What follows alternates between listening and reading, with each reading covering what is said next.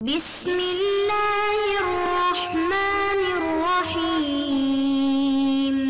السلام علیکم ورحمۃ اللہ وبرکاتہ۔ بسم اللہ الرحمن الرحیم۔ عزیز طلباء اکرام، ایم اے اسلامیات کے مضمون فقہ و اصول الفقہ کا آج ہمارا سبق نمبر 263 ہے، جس کا عنوان ہے کتاب النکاح کا الباب الخامس، اور انشاءاللہ آج ہم وسبب اختلافہم سے پڑھیں گے۔ پچھلے سبق میں ہم نے نکاح شغار کے صحیح ہونے اور نہ ہونے میں فقہا کے اختلاف پڑھا تھا کہ کیا مہر مثل کے ذریعے نکاح شغار درست ہو سکتا ہے یا نہیں ہو سکتا۔ تو فقہا کا اختلاف ہم پچھلے سبق میں دیکھ چکے، تو آج کے اس سبق میں اختلاف کا سبب بیان کیا جائے گا۔ تو چلیے سب سے پہلے ہم پچھلے سبق کا خلاصہ دیکھتے ہیں۔ پچھلے سبق میں ہم نے سب سے پہلے عبارت کا ترجمہ اور عبارت کی مختصر تشریح پڑھی تھی، اور مختصر تشریح کے دوران ہم نے بچہ بڑا ہونے کی صورت بیان کی تھی کہ بچہ اگر بڑی عمر کا ہو جائے اور اس کو ماں کی ضرورت نہ رہے اور وہ چیزوں میں فرق کرنے لگ جائے، تمیز کرنے لگ جائے، تو پھر کیا حکم ہوگا اس کا؟ کیا وہ باپ کے حصے میں آئے گا یا ماں کے حصے میں آئے گا؟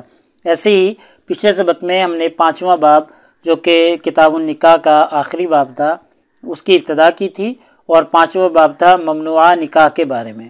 یعنی مصنف نے ممنوعہ انکحہ جو ہیں ان کی 4 اقسام بیان کی ہیں۔ تو سب سے پہلا جو نکاح شغار تھا، اور فقہا کا اس میں اختلاف تھا کہ جی مہر مثل کے ذریعے نکاح شغار درست ہو سکتا ہے یا نہیں ہو سکتا۔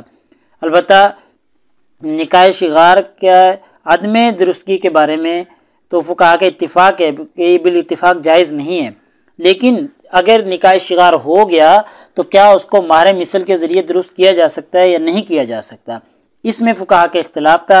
امام ابو حنیفہ رحمہ اللہ فرماتے ہیں کہ نکاح شغار کو مہر مثل کے ذریعے درست کیا جا سکتا ہے۔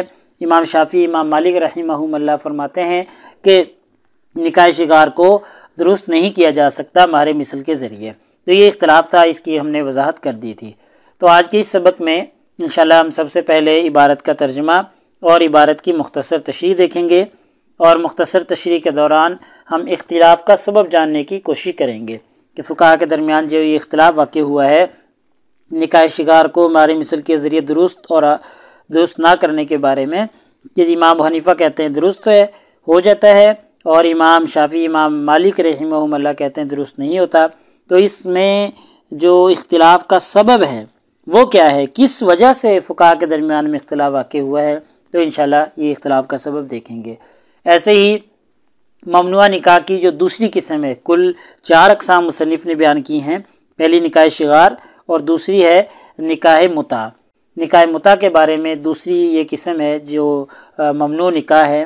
تو نکاح متع کے بارے میں انشاءاللہ آج ہم تفصیل سے گفتگو کریں گے، اور اس کی حرمت کے وقت میں فقہا کا اختلاف ہے کہ جی یہ کس وقت حرام ہوا۔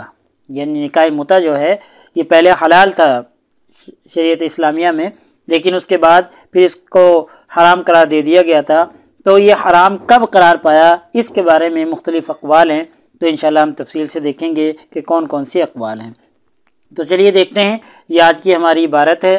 وسبب اختلافہم، فقہا کے درمیان جو یہ اختلاف ہے، اس اختلاف کا سبب کیا ہے کہ هل النہی المعلق بذالک معلل بعدم العوض او غیر معلل، کہ نکاح شغار کی جو ممانعت ہے یہ عوض نہ ہونے کی وجہ سے ہے۔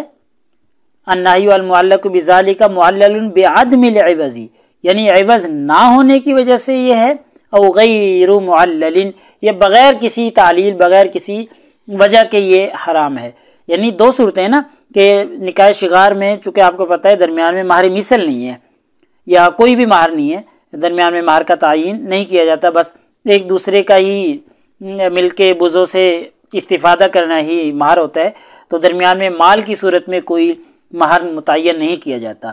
تو اب سوال یہ ہے، یا اختلاف کا سبب یہ ہے کہ جو یہ اس کے بارے میں نہیں وارد ہوئی ہے کہ نکاح شغار درست نہیں ہے، تو کیا یہ درمیان میں عوض اور مہر نہ ہونے کی وجہ سے ہے یا بغیر کسی وجہ کے یہ حرام ہے؟ تو یہ اختلاف کا سبب ہے۔ فَإِن قُلْنَا، اگر ہم کہیں غیر معلل کہ بغیر کسی وجہ کے، بغیر کسی تعلیل، بغیر کسی علت کے یہ حرام ہے، تو لازم الفسخ علی الاطلاق، تو پھر تو مطلقاً جو نکاح شغار ہے وہ فسخ ہو جائے گا، وہ ختم ہو جائے گا، ٹھیک ہے، یعنی پھر وہ درست بھی نہیں ہو سکے گا نا، جب وہ بغیر کسی وجہ کی حرام ہے تو پھر وہ مطلقاً جو ہے وہ فسخ ہو جائے گا، ختم ہو جائے گا۔ وَإِن قُلْنَا الْعِلَّةُ عَدْمُ الصَّدَاقِ، اور اگر ہم یہ کہیں کہ جی مہر نہ ہونے کی ایک علت ہے جس کی وجہ سے یہ فسخ کیا جاتا ہے، تو صح بفرض صداق المثلی، تو مہر مثل کو متعین کر لینے سے یہ درست ہو جائے گا، یہ صحیح ہو جائے گا۔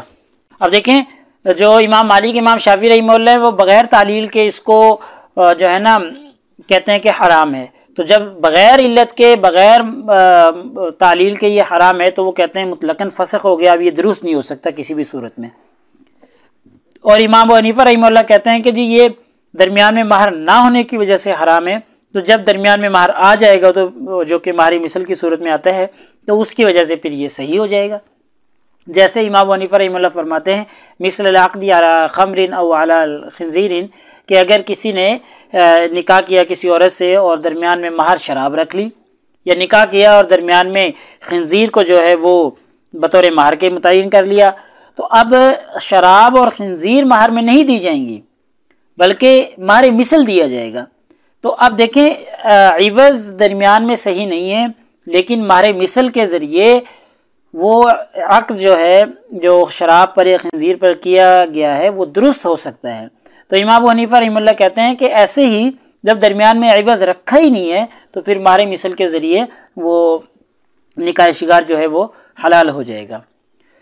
وقد اجمعوا علی ان النکاح المنعقد علی الخمر والخنزیر لا یفسخ، اور امام ابو حنیفہ رحمہ اللہ فرماتے ہیں کہ اس بات پر اجماع ہے فقہا کا کہ وہ نکاح جو منعقد ہوا ہے شراب پر یا خنزیر پر لا یفسخ، وہ فسخ نہیں کیا جاتا بلکہ اس کو مہر مثل کے ذریعے درست کر دے دیا جاتا ہے۔ اذا فات بالدخول، ہاں اس کے لیے ضروری ہے کہ دخول ہو چکا ہو، یعنی اگر کسی نے شراب یا خنزیر پر نکاح کیا اور دخول ہو گیا تو پھر اس کو مہر مثل کے ذریعے درست قرار دے دیا جاتا ہے۔ وَيَكُونُ فِيهِ مَهْرُ الْمِثْلِ، اور اس میں مہر مثل ہوگا، مہر مثل ادا کر کے نکاح کا درست قرار دے دیا جائے گا۔ تو ایسے ہی جب عوض درمیان میں ہے ہی نہیں، جیسے نکاح شگار میں نہیں ہوتا، تو مہر مثل لا کر اس کو درست قرار دے دیا جائے گا۔ یہ امام ابو حنیفہ رحمہ اللہ کا مسلک ہے۔ وَكَأَنَّ مَالِكًا رضی اللہ عنہ، گویا کہ امام مالک رضی اللہ تعالیٰ عنہ یا رحمہ اللہ رَآ أَنَّ الصَّدَاقَ، ان کا خیال ہے کہ صداق جو ہے مہر جو ہے وَإِن لَمْ يَكُنْ مِنْ شَرْطِ صِحَّةِ الْعَقْدِ، اگرچہ پیچھے ہم نے پڑھا تھا کہ امام مالک رحمہ اللہ کے نزدیک مہر جو ہے وہ نکاح کی صحت کی شرائط میں سے نہیں ہے، اگرچہ ان کے نزدیک یہ ایسا شرط نہیں ہے جس سے نکاح درست ہوتا ہے۔ فَفَسَادُ الْعَقْدِ هَا هُنَا مِنْ قِبَلِ فَسَادِ الصَّدَاقِ، تو یہاں پر جو وہ عقد کو فاسد قرار دے رہے ہیں وہ صداق مہر کے فساد کی وجہ سے دے رہے ہیں، یہاں مہر فاسد ہونے کی وجہ سے وہ نکاح کو فاسد قرار دے رہے ہیں۔ کیوں؟ اس لیے قرار دے رہے ہیں کہ اس سیاق میں مخصوص ممانعات موجود ہے، مخصوص لتعلق النہی، کیونکہ اس میں مخصوص خاص قسم کی ممانعات موجود ہے، تو اس وجہ سے حالانکہ امام مالک رحمہ اللہ کے نزدیک نکاح کی صحت کی شرائط میں سے نہیں ہے مہر، لیکن یہاں پر چونکہ مہر میں ہی فساد ہے تو اس وجہ سے اس میں ایک مخصوص ممانعات موجود ہے، مخصوص ممانعات پائی جاتی ہے۔ اور یا امام مالک رحمہ اللہ کا یہ خیال ہے کہ ان النہی انما یتعلق بنفس تعین العقد، کہ ممانعات کا تعلق خود عقد نکاح سے ہے، بنفس تعین العقد، خود نفس عقد سے ہے، والنہی یدل علی فساد المن ہی، اور ممانعات ہی اس کے فاسد ہونے کی دلیل ہے، یعنی جب اس کو منع کر دیا گیا، اس سے روک دیا گیا تو اس کو روکنا ہی اس کے فاسد ہونے کی دلیل ہے، اس لیے نفس عقد میں ہی جو ہے نا وہ ممانعات پائی جاتی ہے۔ چونکہ پیچھے ہم نے پڑھا تھا نا کہ بغیر تعلیل کے ان کے نزدیک یہ فسخ ہوتا ہے، تو کیوں ہوتا ہے؟ کیونکہ بس بھائی ان کا نفس عقد میں ہی فساد آ گیا اور اللہ نے اسے منع کر دیا، منع کرنا ہی اس بات کی دلیل ہے کہ یہ جائز نہیں ہے اور اس کی کوئی اور علت یا وجہ نہیں ہے۔ تو یہ اختلاف کا سبب ہو گیا ہے جو فقہا کے درمیان تھا کہ جی مہر مثل کے ذریعے نکاح کو درست کیا جا سکتا ہے یا نہیں کیا جا سکتا۔ آگے دیکھیں یہ نکاح کی دوسری قسم ہے اما نکاح المتعتی، نکاح متع جو ہے فإنه وإن توارت الأخبار عن رسول اللہ صلی اللہ علیہ وسلم بتحریمہ، کہ اس کے حرام ہونے پر متواتر احادیث موجود ہیں، تواترت الاخبار عن رسول اللہ صلی اللہ علیہ وسلم بتحریمہ، اس کی حرمت کے بارے میں تواتر کے ساتھ احادیث موجود ہیں، الا ہاں ایک چیز میں اختلاف ہے، انہا اختلفت فی الوقت الذی وقع فی تحریم، کہ کس وقت یہ حرام قرار پایا، اس وقت کے بارے میں اختلاف ہے۔ کہ فقہا کہتے ہیں کہ جی ٹھیک ہے حرام تو ہے، تواتر کے ساتھ احادیث اخبار موجود ہیں، لیکن یہ حرام کس وقت قرار پایا، کس وقت شریعت میں اس کو حرمت کی نظر سے دیکھا، تو ففی بعض روایات، تو اس میں بہت سی روایات ہیں۔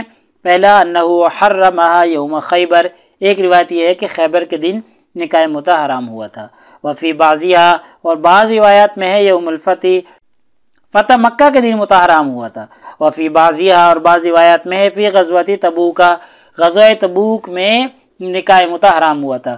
وفی بعضیہا، اور بعض روایات میں ہے فی حجۃ الوداع، حجۃ الوداع کے موقع پر جو ہے نکاح متع حرام ہوا تھا۔ وفی بعضیہا فی عمرۃ القضاء، اور بعض روایات میں ہے کہ عمرہ قضاء کے وقت جو ہے نکاح متع حرام ہوا تھا۔ وفی بعضیہا عام اوتاس، جنگ اوتاس کے موقع پر یہ جو نکاح متع حرام ہو، یہ مختلف روایات ہیں۔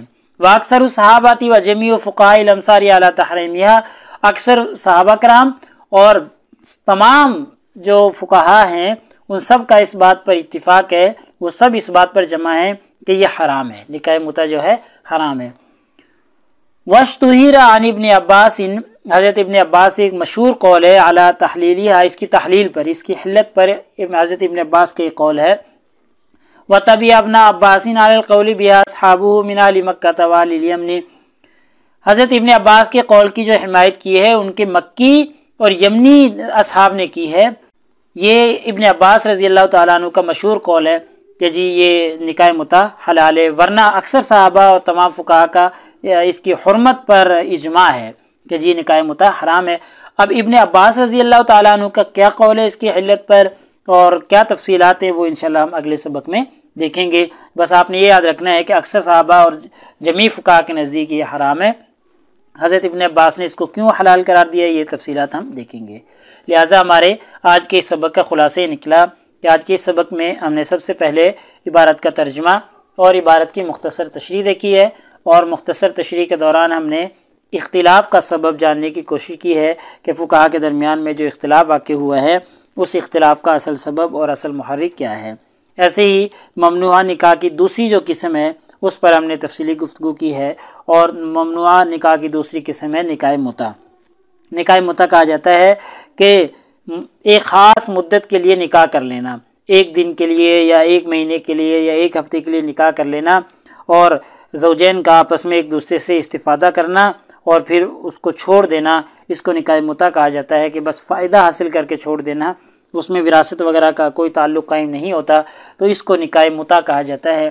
تو نکاح متع کے بارے میں یہ نکاح ممنوعہ کی دوسری قسم ہے جو کہ حرام ہے، اور البتہ اس کی حرمت کے وقت میں اور وقت کے تعین میں فقہا کے اختلاف ہے کہ کس وقت حرام ہوا۔ بعض کا قول ہے کہ جی فتح مکہ کے دن، بعض کا قول ہے کہ جی تبوک کے دن، بعض کا قول ہے کہ جی یہ غزوہ اوتاس یعنی جنگ اوتاس کے موقع پر ہوا، یعنی مختلف اقوال ہیں، تو یہ اختلاف ہم نے تفصیل سے دیکھ لیا ہے۔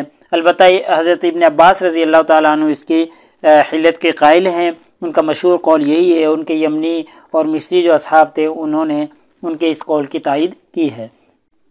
تو پیپر میں پوچھے جانے والے سوالات سے متعلق اگر ہم گفتگو کریں تو ایک سوال یہی ہے کہ جی مذکورہ عبارت کا ترجمہ اور تشریح کریں۔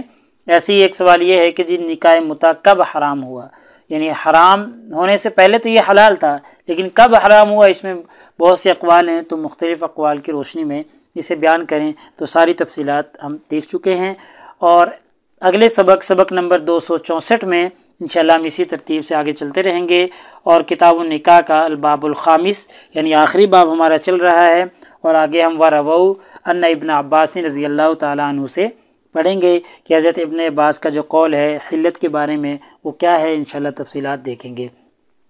جزاکم اللہ خیر، السلام علیکم ورحمۃ اللہ وبرکاتہ۔ اللہ پاک آپ سب لوگوں کا حامی و ناصر ہو۔ اگلے سبق تک اجازت چاہتا ہوں۔ اللہ تعالیٰ آپ سب لوگوں کو کامیابیاں اور ترقیاں نصیب فرمائے۔